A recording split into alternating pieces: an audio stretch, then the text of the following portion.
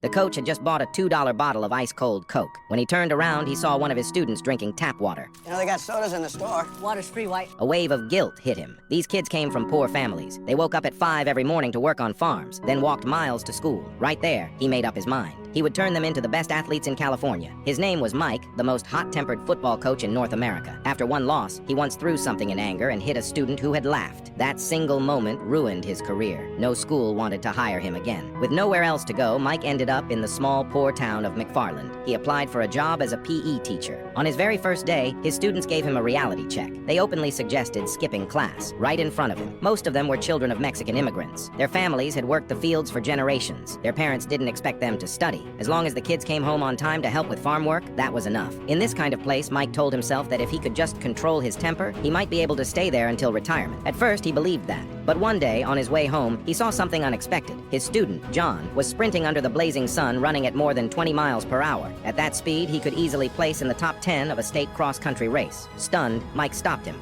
I don't know if this car speedometer is right. It's an old car, but if it is, you're running almost 12 miles an hour. It means you'd run a mile in 5 minutes. So, you always run that fast? I don't got a car, right? How do you do that? He asked. John's reply was simple. We run everywhere. It turned out most of them could. Those words sparked something in Mike's heart. Maybe, just maybe, this could be his second chance. He rushed to the principal's office and pitched the idea of forming a cross-country team. The principal refused at first, until Mike explained that winning meant prize money. For rich schools, that didn't matter. But for McFarland High, it could mean new equipment and hope. The very next day, Mike showed up with a box of ice-cold drinks. Only the top 4 runners would win one. The students suddenly got fired up with motivation. Everyone rushed out to the track to start running. When the coach saw how hard they were working, he decided to take them on a trip to give them a chance to see more of the world. But the coach only had $4 in his pocket, and the security guard just shook his head in disbelief. He asked the security guard for a discount. They were from McFarland. They had just won a competition. The guard looked at the 7 dark-skinned kids in the car. He made a quick decision. Keep it.